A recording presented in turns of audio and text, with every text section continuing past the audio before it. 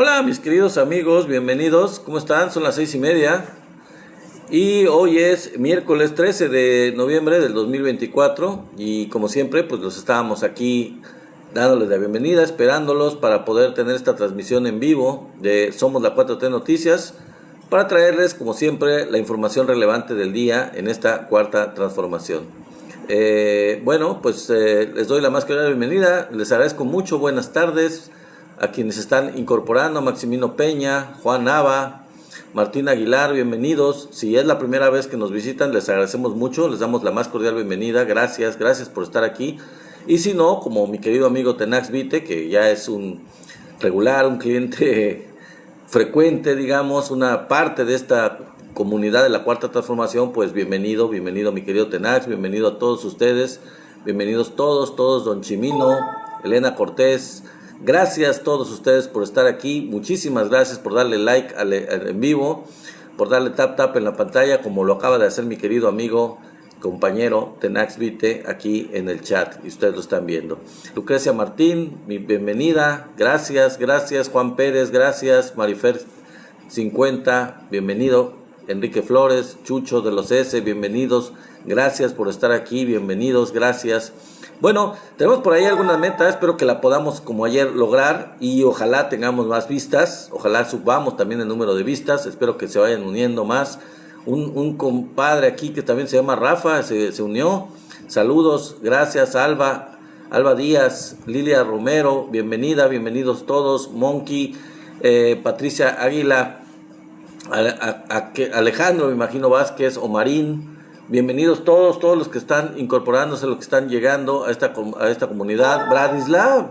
Vladislav, qué milagro, bienvenido, gracias, qué bueno que estás aquí, bienvenidísimo, hace mucho que no te veía. Poncholín, mejor dicho, Jesús Hernández, ¿cómo están todos ustedes? Judith Salazar, Verónica Soto, bienvenido, gracias mi querido Vladislav, qué bueno que te vemos, saludos.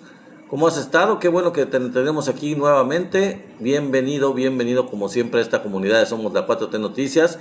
Aquí está tu lugar, aquí está tu comunidad, esperándote siempre. Qué bueno que estás de regreso. Virginia Molina, Moreno García, todos ustedes, Miguel Martínez, bienvenidos. Gracias por estar aquí el día de hoy. Como todos los días tenemos nuestra cita a las 6:30 de lunes a jueves, ustedes saben, para comentar los eventos que están ocurriendo en esta cuarta transformación, para hacer algo de análisis de la política, de la situación que está viviendo esta cuarta transformación. Entonces, bueno, pues pasemos al resumen. Vamos a ver de qué temas vamos a hablar. Como ustedes vieron en el anuncio de lo que es el en vivo, el tema principal que vamos a atacar, bueno, no es el principal, pero sí es uno importante, le pusimos así el título, es una pregunta de si el INE es fifí. Parecía como que ya se había ido Lorenzo Córdoba y Ciro Murayama y el INE había dejado de ser fifí. Pues resulta que sigue manteniendo cierto nivel de esto de ser fifí, una vez que mucha gente de los consejeros del INE no son parte de la cuarta transformación, sino que son emisarios del mismo Lorenzo Córdoba y siguen ahí. Entonces, vamos a ver qué pasó con el INE, por qué decimos o preguntamos abiertamente si el INE es fifí. Vamos a analizar este tema, es uno de los temas que vamos a platicar. Gracias mi querido Tenax, gracias Chivero, gracias Pompey, Miriam, Agustín Sánchez, bienvenidos todos los que están incorporándose, Chendo, Raúl, María Guerrero. Otros temas que vamos a hablar es, por ejemplo, el ridículo de los panistas. Mariana Gómez del Campo, una prominente panista, sobrina de Felipe Calderón y de Margarita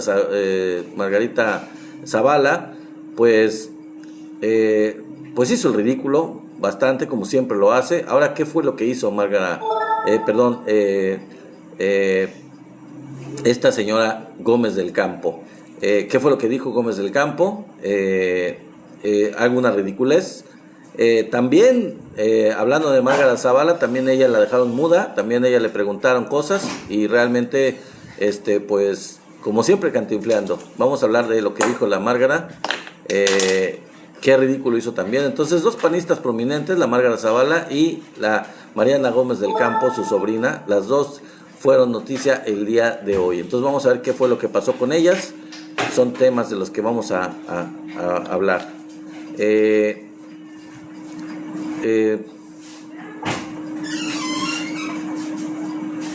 Bueno, otro de los temas que vamos a hablar es de la locura de los republicanos. La locura realmente de los republicanos en Estados Unidos, que ya están bastante desatados. ¿Qué fue lo que hicieron? Un prominente republicano, aliado de Trump, ante la victoria de Donald Trump, ¿qué fue lo que hizo? Tomó una decisión bastante unilateral, bastante drástica en relación a la migración. Ya les vamos a platicar de qué se trata, qué fue lo que hizo. Y pues este tipo de amenazas de los republicanos y de la gente vinculada con Trump por la cuestión migratoria. Vamos a ver de qué se trata, qué fue lo que pasó. Es uno de los temas también de cosas que ocurrieron el día de hoy. También vamos a hablar de manera un poquito más detallada del plan que se presentó en la conferencia mañanera de la recuperación de la soberanía energética de México, particularmente lo que tiene que ver con petróleos mexicanos. Ya habíamos hablado en otra ocasión de lo que es la Comisión Federal de Electricidad.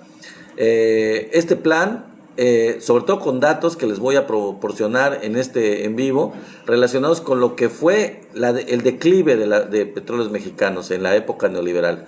Cómo dejaron perder, cómo endeudaron a la empresa y a qué nivel. Van a ver los datos de a qué nivel estaba la empresa completamente tirada a la basura por parte de los gobiernos neoliberales. Y es información bastante contundente. ¿Y cuál es el plan? ¿Qué es lo que está haciendo en este sentido la Cuarta Transformación? ¿Qué es lo que ha hecho en el gobierno de Andrés Manuel López Obrador? ¿Y qué es lo que lleva haciendo ahora? Y es el plan en el gobierno de Claudia Sheinbaum. Bueno, es otro de los temas. Y como les digo, el tema principal es estos excesos que rayan en lo fifí de el nuevo INE, digámosle nuevo, entre comillas, porque pues ya sabemos que está Guadalupe Tadei como presidenta, que no es para nada Lorenzo Córdoba, que no tiene nada que ver con Lorenzo Córdoba, pero pues Lencho y Ciro, su monaguillo, dejaron gente ahí, representantes de sus intereses de derecha, de los intereses del PRIAN, incrustados en el INE.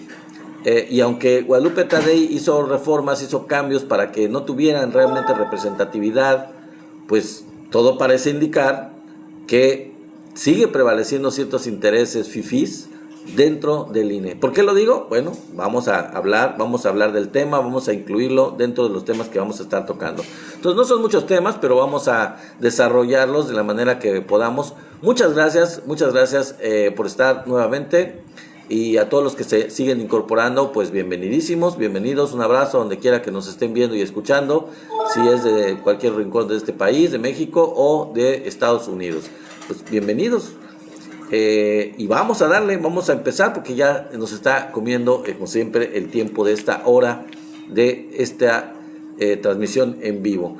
Vamos a empezar con el ridículo de los panistas. Una prominente panista, Mariana Gómez del Campo. Si ustedes no saben quién es Mariana Gómez del Campo, bueno, es una diputada, me parece que ahora es diputada, lo ha sido varias veces, plurinominal por cierto, pues es que los panistas no ganan realmente nada. Mariana Gómez del Campo es la sobrina de Margarita Zavala, la esposa de Calderón. Es sobrina directa, pues Mariana Gómez del Campo. Hay que decir que Mariana Gómez del Campo es de la familia de la que estaba a cargo de la guardería ABC, la que protegieron tanto Calderón como Margarita Zavala cuando el incendio de la guardería ABC, pues es familia directa de Mariana Gómez del Campo. Bueno, esta señora también, y es una cosa que a lo mejor ustedes no saben, yo no lo sabía hasta el día de ayer o antier. Fíjense que Mariana Gómez del Campo fue pareja sentimental, ya estamos con los chismes, ¿no?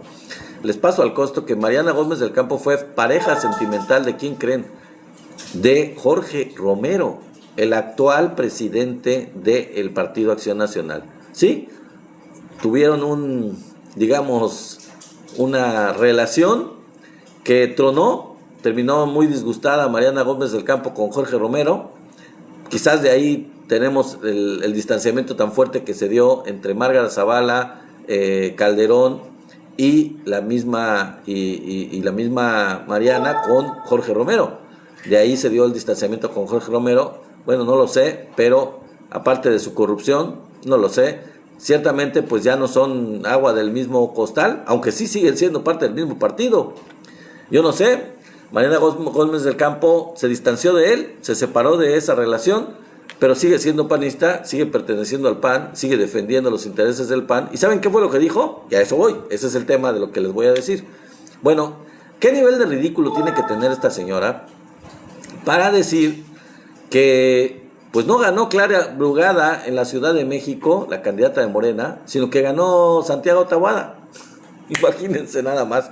O sea, según ella, pues hubo fraude en la elección de la Ciudad de México en junio pasado, y en realidad la victoria no fue de Clara Brugada, sino que fue de Santiago Tabuada, a ese nivel. Imagínense nada más. Digo, habría que ver los datos, la diferencia tan abismal que hubo entre los resultados de Clara Brugada y Santiago Tabuada. Fue bastante contundente la victoria, y sin embargo esta señora dice que pues ganó Tabuada. Ya la verdad es que Mariana Gómez del Campo se está pareciendo con esto al lunático, porque sí lo es, de Pedro Ferriz de Con, que de plano, fuera de todos los cauces de la lógica, del sentido común, ya raya en la locura diciendo, después de la elección, de que Xóchitl Gálvez ganó, a pesar de que la misma Xóchitl Gálvez dice, a pesar de que el mismo Partido Acción Nacional pues reconoció que no.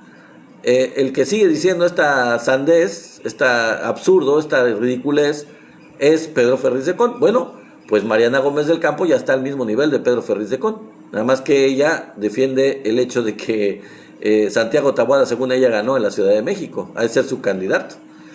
Raro, porque ella está peleada con su líder nacional de su partido. Dice, no le da vergüenza hablar después de lo que pasó en la guardería ABC. Hacia eso voy, mi querida Susana, gracias por el comentario. Fíjate que hacia eso voy. Fíjense que a Márgara Zavala, y ese es el otro tema, a Márgara Zavala pues la agarraron en la Cámara. Resulta que en la Cámara de Diputados entraron dos youtubers, a una de ellas no la conozco, pero la otra es Meme Yamel, que colabora con Sin Censura. Meme Yamel es una youtuber bastante conocida, y pues Meme Yamel y su compañera entrevistaron a Márgara Zavala. No le gustó mucho, pero finalmente se dejó preguntar y le hicieron preguntas acerca de Jorge Romero, acerca de su opinión sobre la elección y sobre la victoria de Jorge Romero como líder nacional del PAN.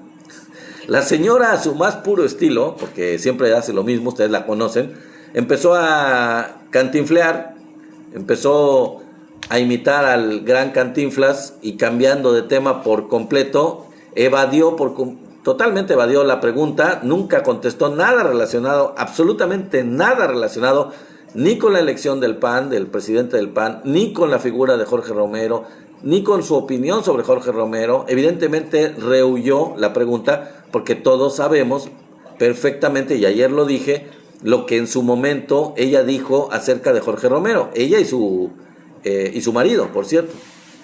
Una opinión bastante clara, bastante contundente sobre los moches, sobre la corrupción que representa Jorge Romero dentro del Partido Acción Nacional.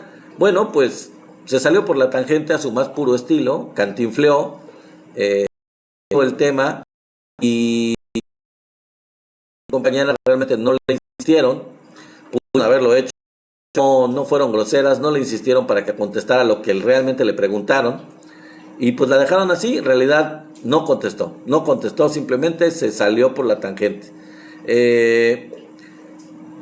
Y a pesar de eso, a pesar de haber sucedido eso, pues parece ser que el hecho de que le preguntaran eso específicamente, aunque ella de todas maneras no lo contestó, pues eso le molestó.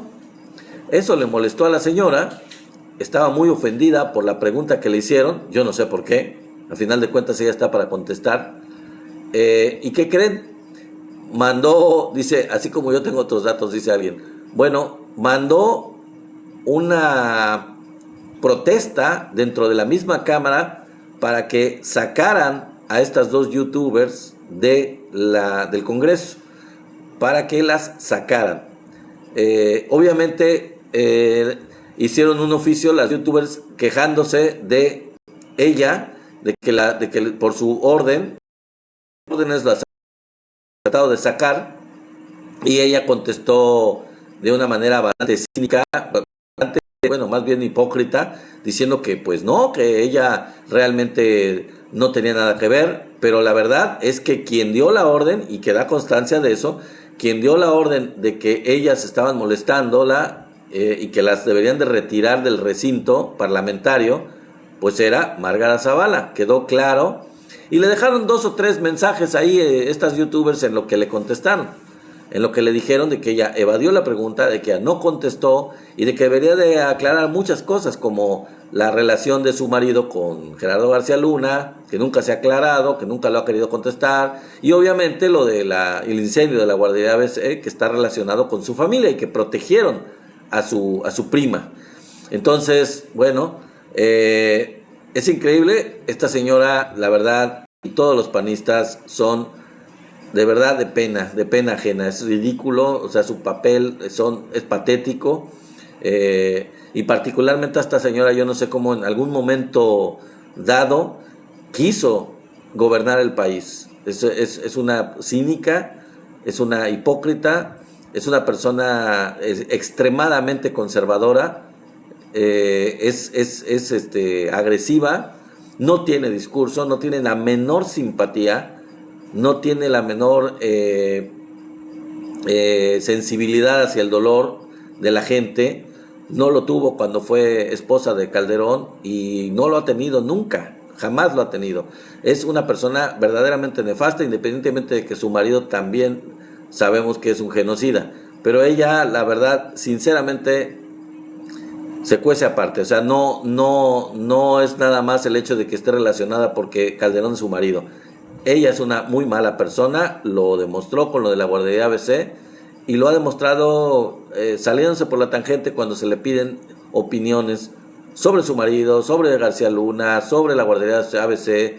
Es insensible completamente, no tiene moral, no tiene principios, no tiene discurso, no tiene la más mínima apertura o simpatía. En fin, esta es la Márgara Zavala, de la cual pues ya nos deshicimos. No pudo ni siquiera alcanzar el mínimo para poder registrar un partido político. Evidentemente salió de la contienda presidencial cuando trató de ser candidata, porque no tenía ni siquiera apoyo suficiente para ser candidata, se retiró. Entonces ella y ellos saben que no es nadie Margarita Zavala, no representa absolutamente nada, pero sí debería de dar explicaciones, debería de dar la cara para explicar ciertas cosas. En fin. Bueno, pasemos a otro tema sobre la locura de los republicanos, de los aliados de Trump.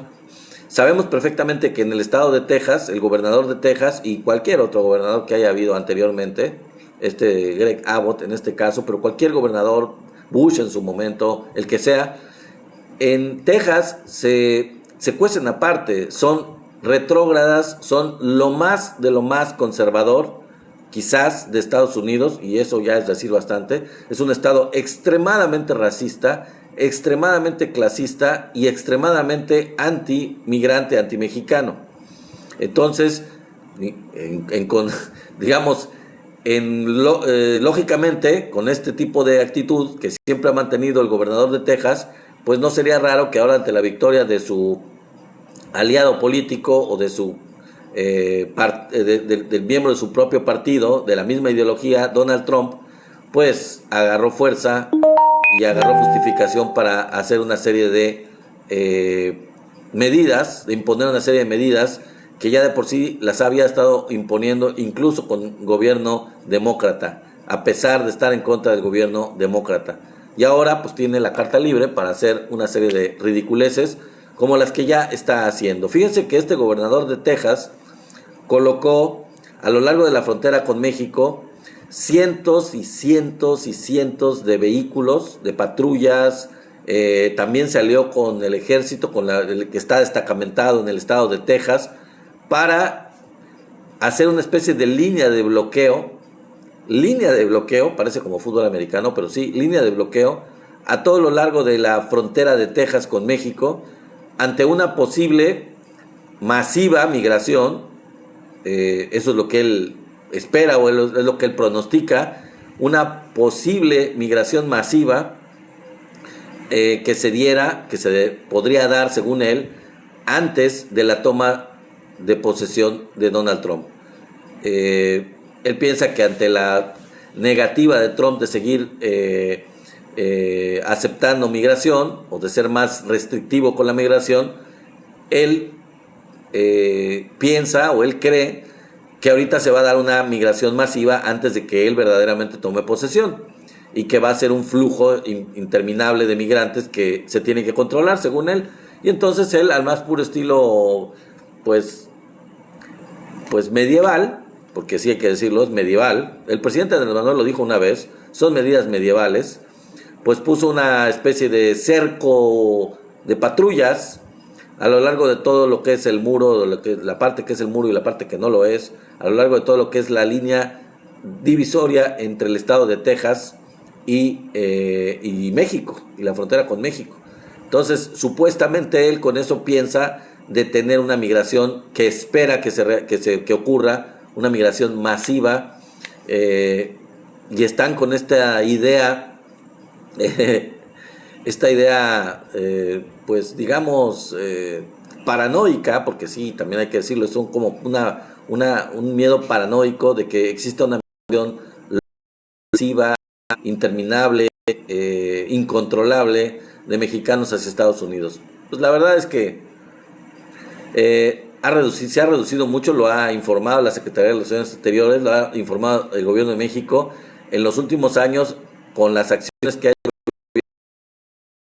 lo que lleva Claudia Sheinbaum, la migración de mexicanos hacia Estados Unidos se ha reducido de manera bastante importante, y no solo de mexicanos, ha habido una reducción, y eso es uno de los argumentos que está usando la presidenta Claudia Sheinbaum, y de los que va a hablar con el presidente de Estados Unidos, con el presidente electo Donald Trump, para quitar un poquito este tipo de miedos y de absurdos que tiene en su cabeza con respecto a acciones intransigentes, restrictivas, violentas contra la migración, más bien justificando el hecho de que las acciones de atacar las causas de la migración pues están dando buen resultado, y han dado un mejor resultado que acciones punitivas, que acciones policiales, que acciones restrictivas.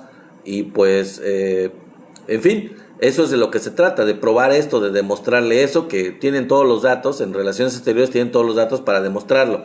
Ya lo presentó Juan Ramón de la Fuente en la conferencia matutina, en la Mañanera del Pueblo, ya presentó este tipo de datos, y seguramente se los van a proporcionar al gobierno de Estados Unidos. Entonces, bueno, este es el tema, esta locura del gobernador de Texas, que prácticamente está en una cuestión esquizofrénica, virtualmente, una locura esquizofrénica de miedo injustificado a una migración masiva.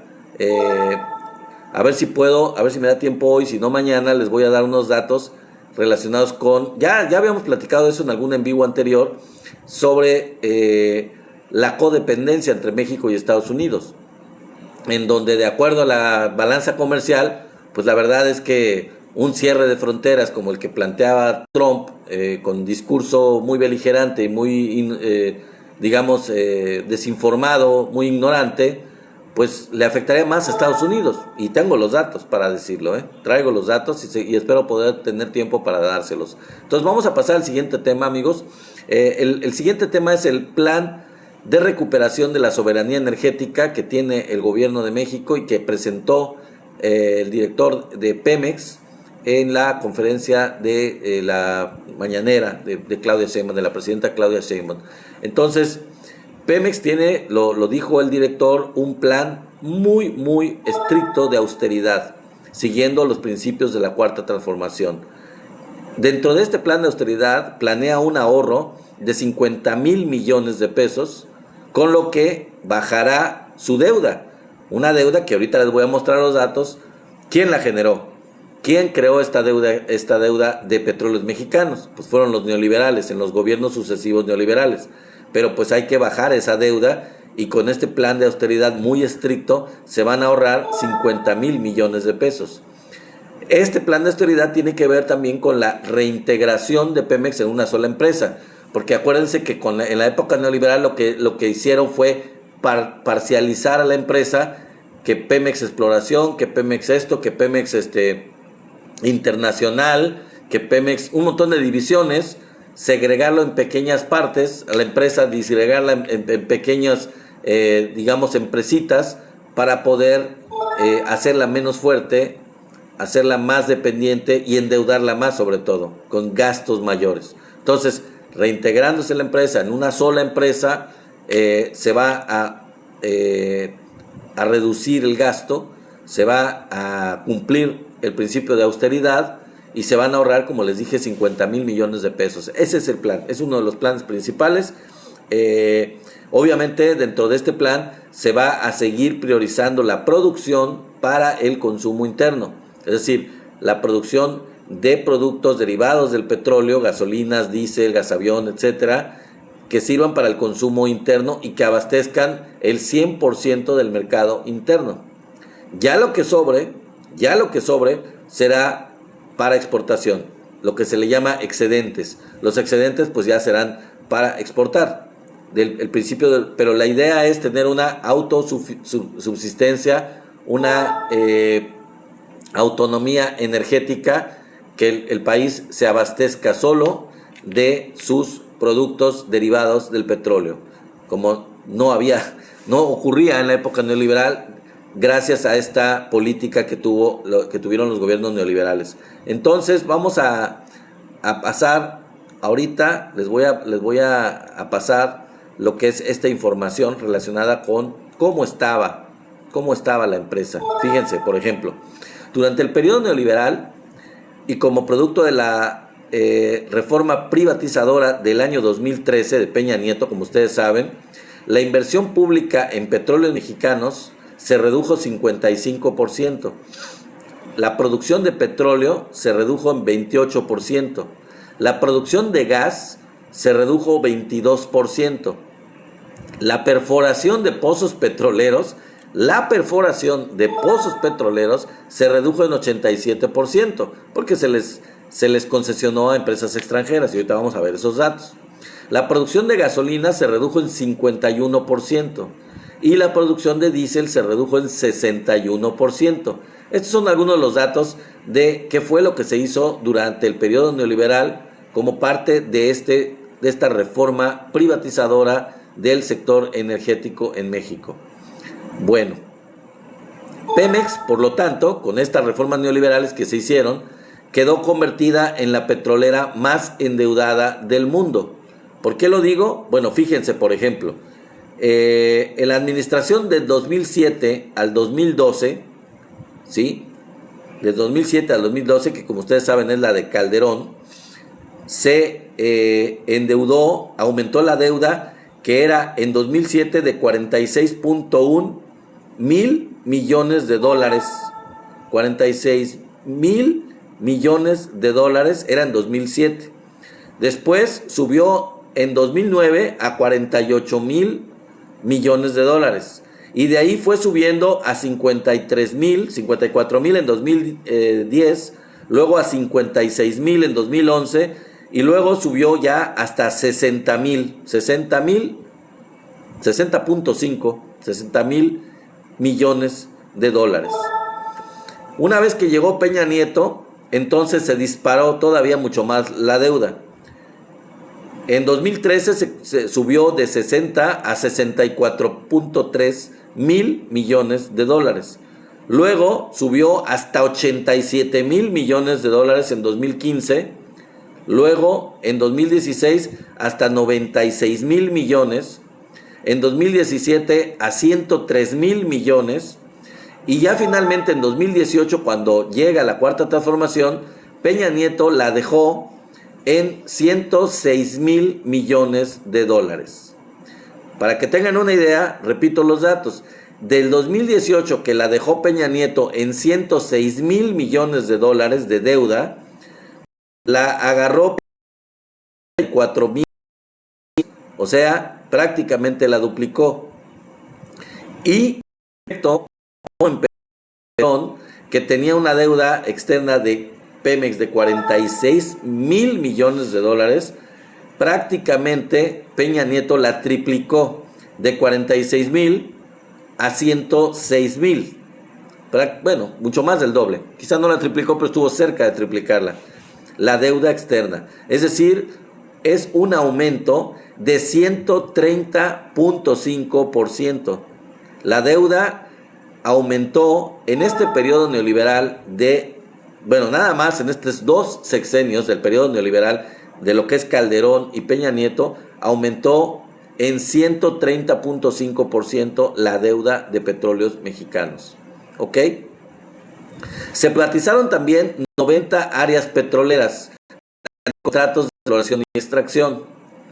Este es el plan mañoso de Peña Nieto y de todos los neoliberales que prometieron, por parte de esta privatización, prometieron inversiones de los extranjeros por más de 200,000 millones de dólares. Ese era el plan, o esa era la promesa. ¿Se acuerdan de Anaya? ¿Se acuerdan de todo lo que es la reforma energética, todo lo que prometieron? Bueno, con esta privatización se supone que llegarían inversiones por más de 200,000 millones de dólares.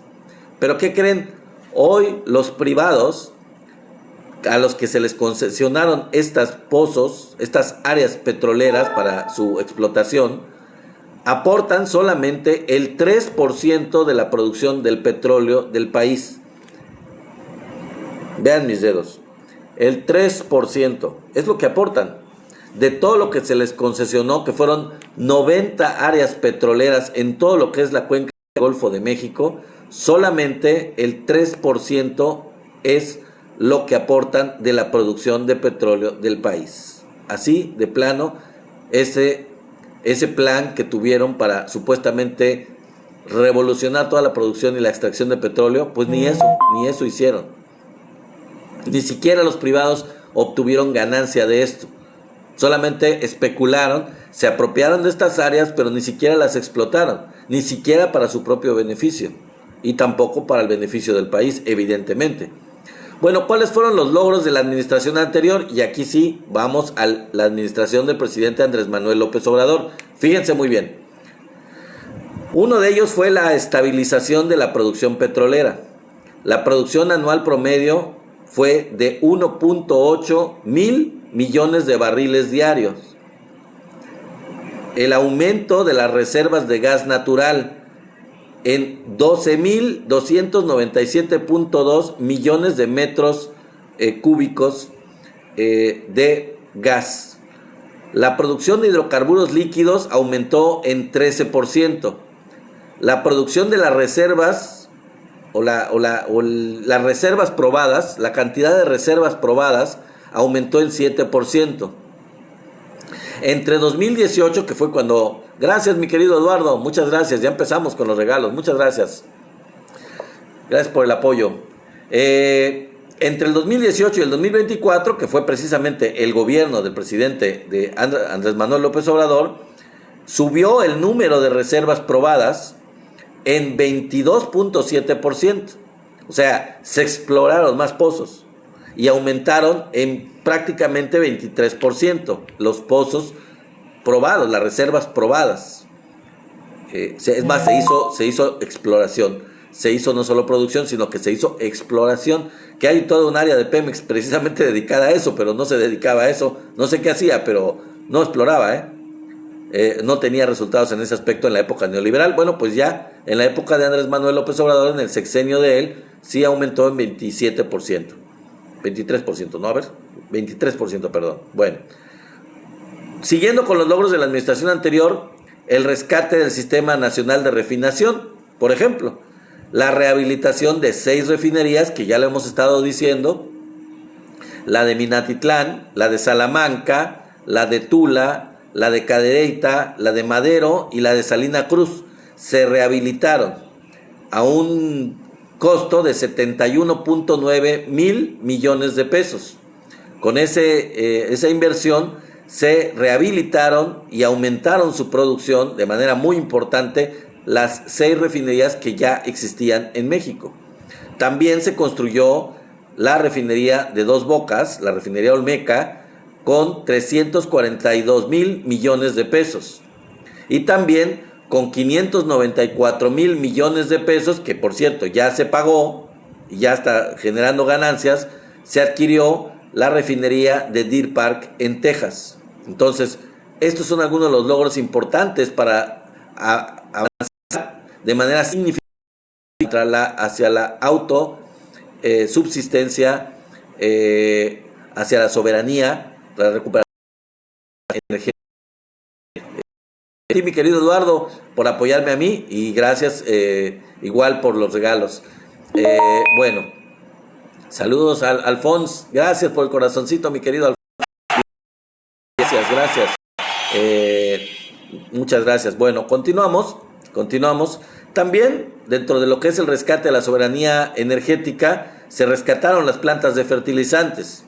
Había una increíble corrupción, ustedes saben, en esta cuestión de Fertimex, de Fertinal, de toda esta cuestión de la producción de fertilizantes.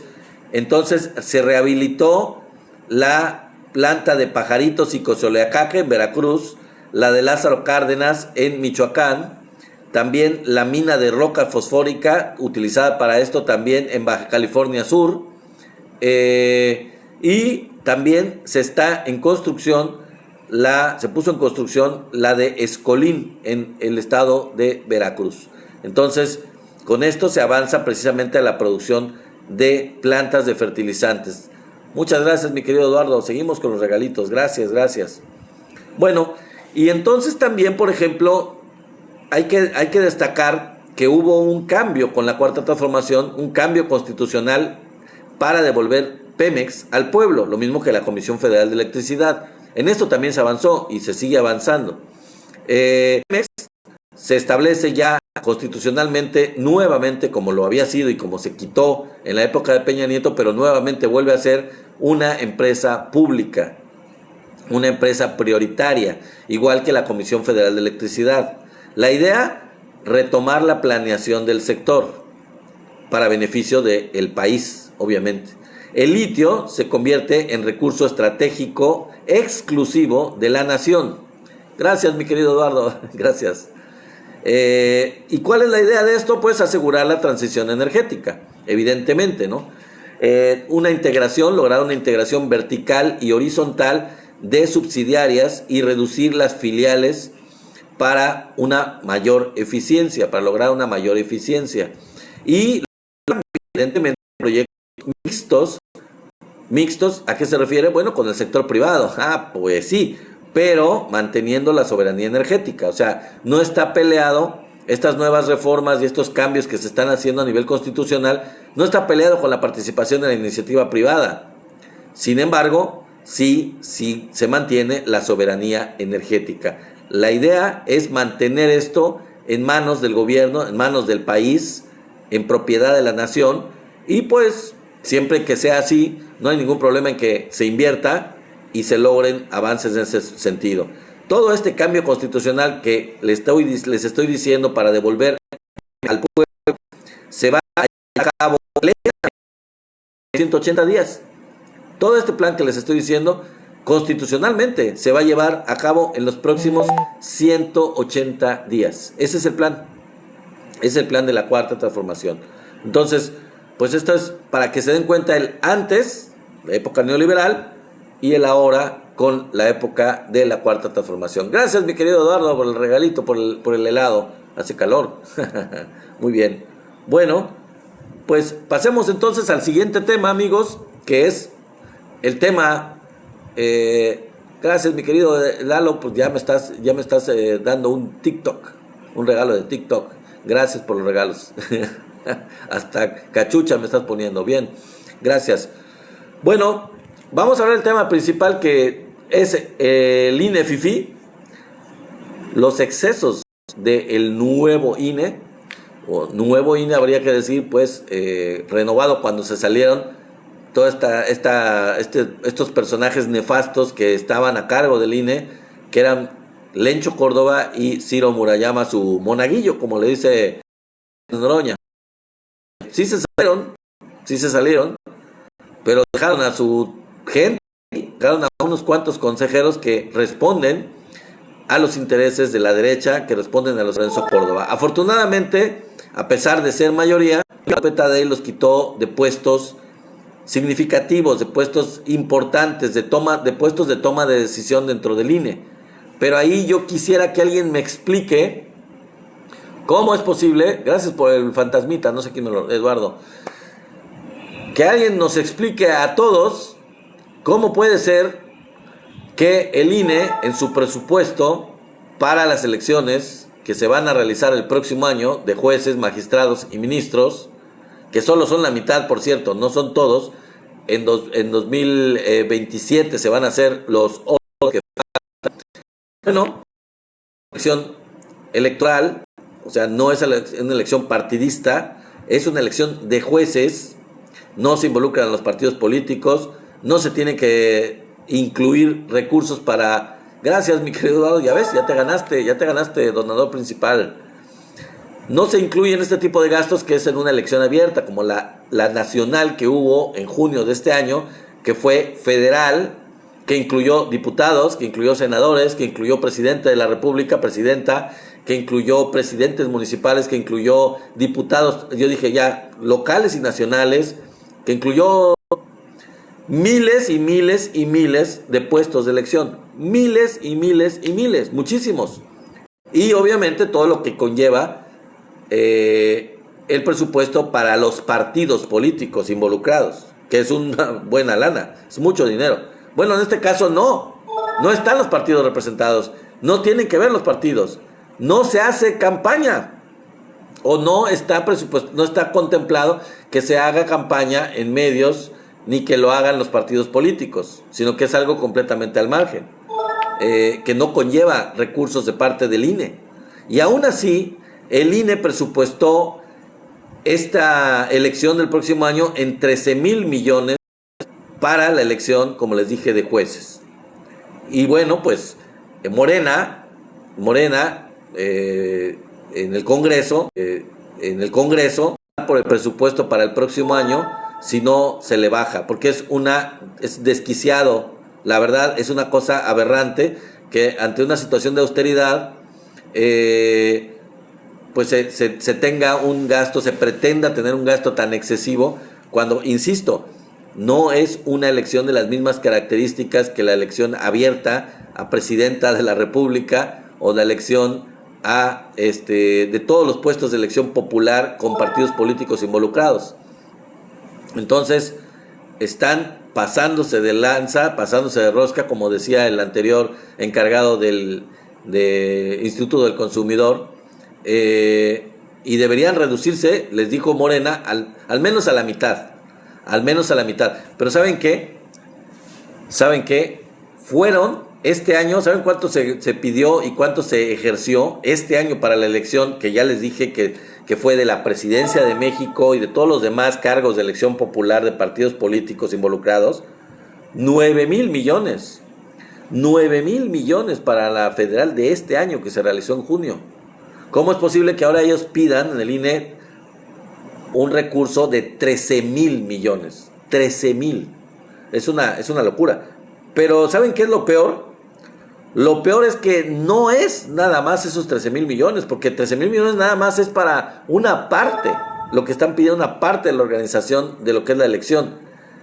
Una de las senadoras, me parece que de Morena, dio a conocer que lo que en realidad el INE pretende como un monto global es de 35,000 millones de pesos para esta elección del próximo año, de junio del próximo año.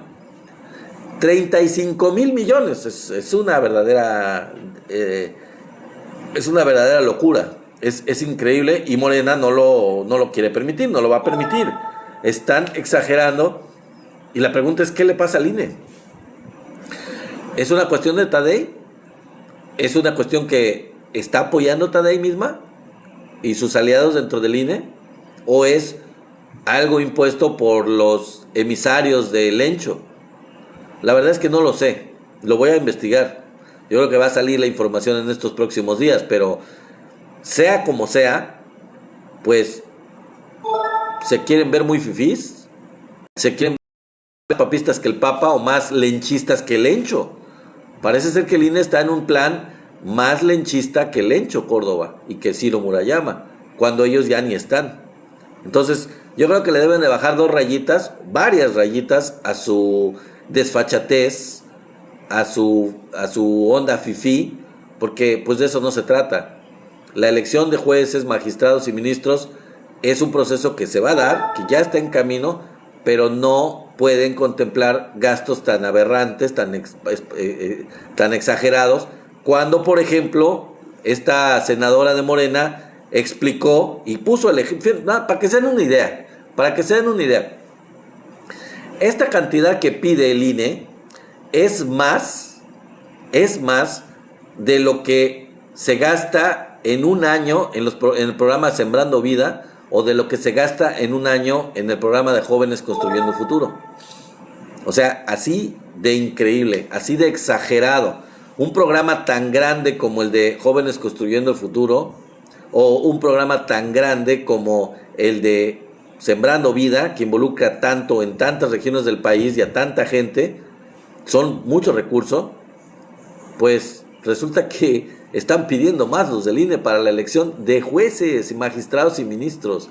Es increíble, pues si no se trata de eso, no es para tanto. Pero bueno, así están. Gracias, mi querido Eduardo, y bueno, pues es un placer informarles, es un placer estar aquí para informarles en la medida de lo posible con toda la información que va saliendo, y que muchas gracias por tus regalos, que hoy sí te has lucido. Hoy sí has sido donador muy, muy importante. Por ahí tenemos muchos regalos tuyos. Gracias por las rosas. Gracias por tus regalos. Y a ver si alguien de los amigos que están aquí en el chat también te apoya, te acompaña con los regalos, para que no estés tan solito. Para que nos apoyen también con los regalos. A las demás que están aquí en el chat, los invito a que nos apoyen en los próximos minutos, en los últimos minutos de esta transmisión. Para que logremos más. Y gracias por darle tap a la pantalla. Muchas gracias por darle tap a la pantalla, para que lleguen esos likes, que pues tanto nos apoyan, que tanto nos dan,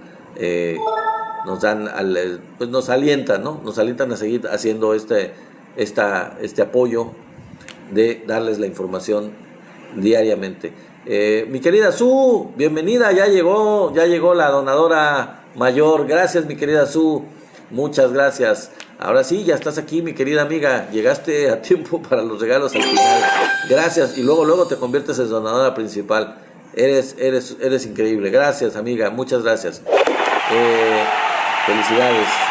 Gracias, ahí están compitiendo Su y Eduardo, a ver quién más se les une. Pues sí, amigos, les digo, esta es la información del día. Es muy claro, es muy claro que el periodo neoliberal fue nefasto para la industria petrolera, y pues se ha hecho bastante y se va a seguir haciendo bastante para recuperar la soberanía energética, para lograr la autosuficiencia en productos derivados del petróleo, en gasolinas, para no tener que depender del extranjero ni en gas, ni en gasolina, ni en diésel, ni en gasavión, ni en nada, y para que no tengamos que, les digo, depender del extranjero, para que tengamos esa autonomía que es fundamental, que es básica, evitar chantajes, posibles chantajes de Estados Unidos, que podría haberlos hecho, podría hacerlos en cualquier momento. También para recuperar esta soberanía en la cuenca del Golfo de México, todo lo que es el Golfo de México, de estas privatizaciones y zonas petroleras que se les concesionaron a empresas extranjeras que no hicieron absolutamente nada. Todavía hay mucho por hacer en exploración, todavía hay mucho que hacer en producción, en extracción, también para poder no solo abastecernos y ser autosuficientes en gasolina y en diésel y todo, sino incluso pues también para refinarle a otros países y exportarles el producto derivado, el producto del petróleo ya procesado, ya en gasolinas, ya en diésel, en lugar de hacerlo como se hacía anteriormente, el petróleo crudo.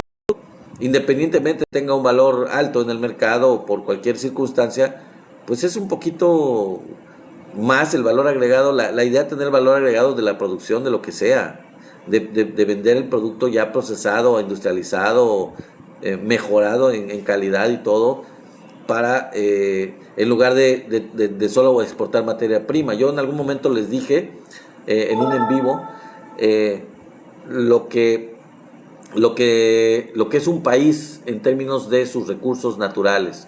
Un país de varios, les dije, países de diferentes tipos, los países que tienen muchos recursos naturales pero que no tienen tecnología para procesarlos, que son países de un nivel de desarrollo muy muy bajo. Nosotros ya no estamos ahí, no deberíamos de seguirnos manteniendo ahí, porque ya salimos de ese nivel desde hace mucho y deberíamos de regresar a ese nivel que en un momento tuvimos de autosubsistencia energética y alimentaria. Entonces, dice Eduardo Santos, aceites para hasta vaselina. Hay muchísimos derivados del petróleo, tienes razón, mi querido Eduardo, hay muchísimos. Uno piensa, bueno, es que la gasolina, dicen, no, es que del petróleo salen una infinidad de cosas que necesitamos diariamente.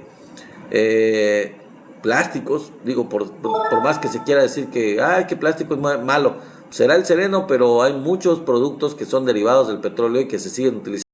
Hay sustituto todavía.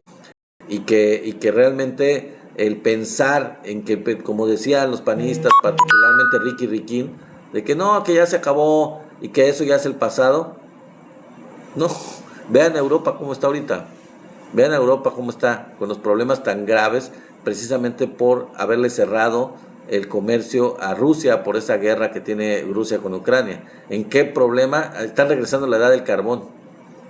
Europa, particularmente Alemania y otros países, pero sobre todo Alemania, pues están regresando a utilizar carbón, imagínense, por el hecho de que ya no pueden, porque ellos mismos decidieron no hacerlo, comprarle a Rusia. Son dependientes de los energéticos de Rusia, se hicieron dependientes. Decía Ricky Riquín que el petróleo era el pasado, ahí está, mi querido amigo José, tienes razón, ahí está. O sea, a ese nivel de ignorancia estos señores, no, es que es el pasado, no es el pasado. Vean la cantidad de refinerías que tienen los principales países del mundo, Estados Unidos, la India, China, y cuántas han construido. Países como la India, como Sudáfrica, como China, pues han construido refinerías en los últimos años. Así que, pues está muy lejos de ser el pasado el petróleo, muy lejos de ser el pasado. Ciertamente hay avance en energías alternativas, pero para que se sustituya el petróleo, para todo eso que estábamos platicando ahorita en el chat, estaban diciendo ustedes, la vaselina, plásticos, o sea, una serie de derivados infinita, pues eso no te los da la electricidad. No te los dan otro tipo de alternativas sustentables o ecológicas, como se pueda llamar. No te dan la geotermia, la energía eólica, la energía solar, pues no te dan ese tipo de productos, no te permiten producirlo. La energía eléctrica sí está muy bien y todo, pero pues los aviones todavía no pueden volar con energía eléctrica. O sea, hay infinidad de motivos para decir que esos eran sueños guajiros y que sí, eventualmente va a ocurrir. Está muy lejos de serlo, muy lejos de ocurrir. En fin, amigos, pues nos acercamos al final de esta transmisión en vivo. Es un tema interesante todo esto de la soberanía energética, que seguramente seguiremos platicando en la medida de que el gobierno de la Cuarta Transformación siga avanzando en este sentido y siga haciéndose cada vez más fuerte, precisamente por autosuficiente, porque esa autosuficiencia lo que da es fortaleza a nivel exterior, a nivel de política nacional y de política exterior. Un país que es autosuficiente, pues es un país más fuerte, un país que puede poner condiciones, que puede tener un estatus de igual con otros países que desafortunadamente otros países que no son autosuficientes, que son dependientes en alimentos, que son dependientes en energía, que son dependientes en muchas cosas, pues la verdad es que, o que tienen deudas externas impagables, pues no pueden necesariamente poner condiciones en el comercio. Ya no me dio tiempo, ya no tengo el tiempo, pero mañana les voy a pasar la información comentando de la relación de México con Estados Unidos, ya con datos más específicos de lo que alguna vez se los mencioné. Alguna vez en vivos anteriores les había yo hablado de esta codependencia, de esta relación en donde México tiene un superávit comercial con Estados Unidos. Bueno, pues les voy a poner números, les voy a dar los números el día de mañana para que vean realmente a qué nos estamos refiriendo con ese superávit comercial. En realidad, si vamos a esas, pues aunque los dos somos codependientes, pues la dependencia es mayor de Estados Unidos hacia México que al revés. Aunque pueda parecer ilógico, absurdo para los fachos, para los conservadores, no lo crean y piensen que es mentira, no. Ahí están los datos, son muy contundentes, son muy claros. Hay un superávit, incluso tenemos los datos históricos de cómo se ha ido haciendo más grande el superávit a favor de México, sobre todo en los últimos años. Y bueno, pues vamos a ver. Vamos a ver, mañana lo vamos a platicar en detalle. Muchas gracias, mi querido Eduardo, que sigues con las rosas. Gracias por tus regalos. Muchas gracias. Ya estamos en los últimos minutos, estamos empezando a llegar al final. Antes de que me despida, como siempre, como todos los días, y si por ahí se me olvida, mi querido amigo Tenax Vite por ahí les pone en el chat, y recuérdenlo, véanlo también, que tenemos un canal, para los que no hayan estado con nosotros o sea la primera vez que se conecten, pues tenemos un canal en YouTube que se llama igual, Somos la 4T Noticias. Vayan al canal de YouTube, vayan a Somos la 4T Noticias allá también y suscríbanse ahí al canal para que tengamos más suscriptores. Y la cuestión es de que si no han visto este en vivo completo, llegaron tarde, o si quieren ver este o cualquier otro de los días anteriores, pues con toda la libertad ustedes pueden, aunque son en vivos, estamos de acuerdo, son en vivos, pues tenemos la posibilidad, ustedes tienen la posibilidad de verlos, ya no en vivo, pero verlos grabados. Estos en vivos están en YouTube, en la plataforma de YouTube, en el canal de Somos la 4T Noticias, y ahí lo pueden ver, los anteriores los pueden ver con toda libertad, pueden verlo completos, toda la hora ahí está grabado. Entonces vean o vean los anteriores, pero pues les pido que se suscriban y denles likes, por supuesto, compártanlos con la gente para que estén más enterados de todo lo que está ocurriendo en la Cuarta Transformación. Y sobre todo les digo, suscríbanse, si pueden, vayan allá, suscríbanse en YouTube. Allá los esperamos también en YouTube. Entonces, esa es la información del día de hoy. Espero que les haya gustado esta información de lo que está ocurriendo en el país. Ya ayer les platicaba de otros temas que ahorita ya no los repetí. No tenía mucha intención de hablar de lo de se consolidó la reelección de la hija de Rosario Ibarra de Piedra, Rosario también se Piedra, como presidenta o directora, no sé qué, de la Comisión Nacional de Derechos Humanos. Vuelve a estar a cargo de la Comisión de Derechos Humanos, Nacional de Derechos Humanos, y bueno, pues apoyada por mayoría, pues casi unánimemente. Vuelve a estar en el cargo, continúa en el cargo, se reelige, y pues espero que realmente es una luchadora, como les decía yo el día de ayer, una luchadora junto con su madre, que se merece estar ahí y que además se lo ha ganado con los años que estuvo en el gobierno de Andrés Manuel López Obrador. Se merece el estar en ese puesto para trabajar precisamente por los derechos humanos. Si alguien sabe precisamente de lo que es la lucha por los derechos humanos, pues es esta familia de Rosario Ibarra de Piedra y su hija, que pues estuvieron luchando por precisamente para que apareciera, para encontrar a Jesús Piedra, Ibarra, que fue un luchador social y que lo desapareció en la Guerra Sucia, lo desapareció el gobierno de México, al igual que a miles y miles y miles en esta Guerra Sucia, en donde hubo mucha persecución de disidentes políticos, de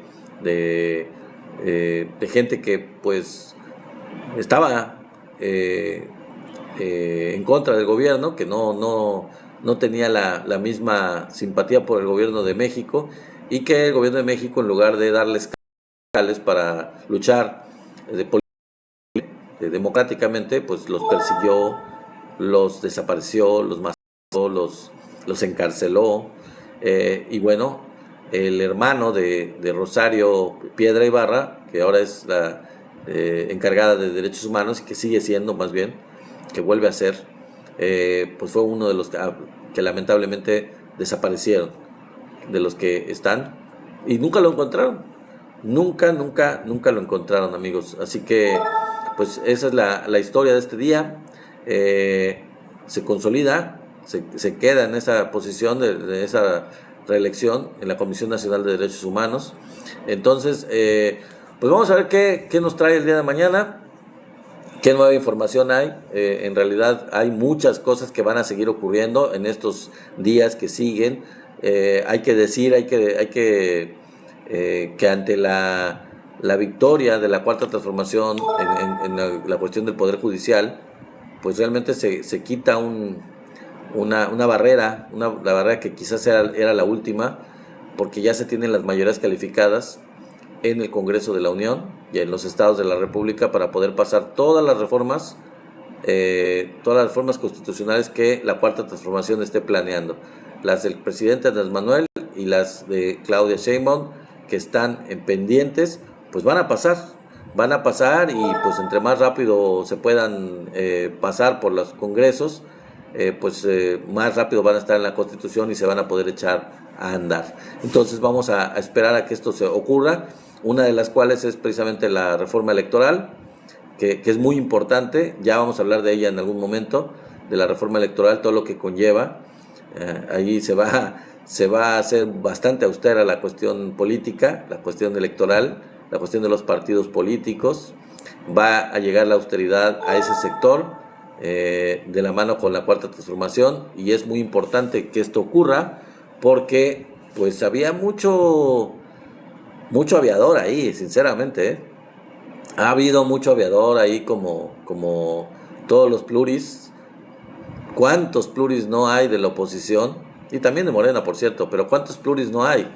Que pues nadie votó por ellos y que ahí están en el Congreso, están ganando muy bien, brincaban de un puesto a otro, de diputado a senador, de senador a diputado, de diputado federal a diputado estatal, y así se la pasaban viviendo de nuestros impuestos sin que nadie los hubiera elegido o sin que nadie los haya elegido. Y es una demanda social bastante grande desde hace bastantes años. Morena lo sabe, Morena lo reconoce, a pesar de que esto pues va, entre comillas, va a perjudicar a todos los políticos, a todos los que se dedican a la política, ya sean del gobierno, ya sean de Morena, ya sean del Verde, ya sean del Partido del Trabajo, particularmente a los del Partido del Trabajo y el Partido Verde, pero bueno, a todos, y a los de la oposición, por cierto, al PAN, al PRI y al Movimiento Ciudadano. A ellos les va a perjudicar porque evidentemente quien quiera llegar, pues va a tener que llegar electo. Con estas reformas ya se va a acabar la cuestión de los pluris, se va a reducir el número de diputados en el Congreso de la Unión, se va a reducir el número de senadores, y pues ya van a ser los electos realmente los que la gente quiera, y no los representantes de partido que no le rinden cuentas a nadie más que a sí mismos y a sus propios partidos y sus jefes de sus partidos, pero no a la gente que son los que debieran de rendirle cuentas al pueblo, ¿no? Al pueblo como tal. Entonces, pues esa es la situación. Vamos a ver qué nos depara así que el destino, a ver qué nos depara la política en estos días, pero ciertamente vamos a seguir con muchas situaciones interesantes de comentar, con muchos tópicos que merecen el análisis. Yo no esperaría, por ejemplo, que en el INE hubiera este tipo de cuestiones. Ya no esperaría este tipo de limitantes de parte del INE, cuando tanto el INE como el Tribunal Electoral, pues ya parecía como que ya no eran barreras para la Cuarta Transformación. Pues imagínense, ahora el INE está queriendo cobrar las perlas de la Virgen por la elección del próximo año de jueces, magistrados y ministros, y es algo que pues la verdad no esperaba. Ni modo, los conservadores van a seguir intentándolo por diferentes lugares, van a seguir tratando de menear la situación, tratando de buscar el apoyo de Estados Unidos, las intervenciones. Bueno, el chisme va a seguir, seguramente va a seguir los temas de los traidores a la patria van a seguir, los del PAN van a seguir, digamos, haciendo lo que siempre hacen, mostrándose tal cual son, y bueno, pues nuestra función será desenmascararlos, nuestra función será pues evidenciarlos, recordarle a toda la gente que no los conozca o que no los haya visto o que no sepa lo que ellos dicen o han estado diciendo, demostrarle estos hechos contundentes de cómo se contradicen, de cómo se desdicen, de cómo se evidencian también diciendo lo que dicen, como Marco Cortés, ¿no? Que de plano a veces insensatamente ellos mismos declaran su malinchismo, declaran su evidente traición a la patria en las mismas declaraciones que hacen, sin tapujos, sin medrar nada, o sea, de que ellos mismos demuestran quiénes son y quién está detrás de ellos. Entonces, pues esa es la situación. Vamos a ver, vamos a seguirlos desenmascarando, aunque como me decían ayer en el chat, mucha gente, sobre todo cuando estuve hablando de Movimiento Ciudadano, me decía, no, pues sí, que no me interesa, creo que fue Tenax, me decía, pues es que ni siquiera es interesante, ya a nadie le importa Movimiento Ciudadano, no es algo relevante. Pues no, definitivamente no, por el tamaño que tiene ese partido, lo mismo el PAN, pero bueno, como son los opositores, tenemos que seguir hablando de ellos, hablando de sus contrasentidos, de sus indiferencias por el pueblo, de su incongruencia, de sus mentiras, de su hipocresía, de su cinismo. O sea, pues tenemos que demostrarle a la gente que no lo sepa o que no está bien informada, precisamente de todo este tipo de cuestiones que los muestran tal como son. Aunque representen ya muy poco y aunque estén en vías de extinción, de todas formas hay que evidenciar este tipo de actitudes, este tipo de declaraciones, para que nos recordemos, por si se llegara a olvidar a alguien, qué representa la oposición, quiénes son y qué representan. Por si acaso alguien tuviera dudas o tuviera alguna no simpatía por ellos, sino alguna cuestión de incredulidad hacia sus mentiras, hacia su hipocresía, para que quede claro qué representan y quiénes están detrás de ellos, qué intereses se ocultan detrás de esta mafia, se ocultan detrás de esta mafia.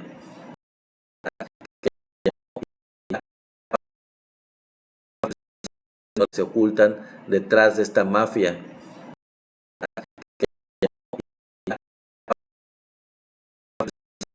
Se ocultan detrás de esta mafia.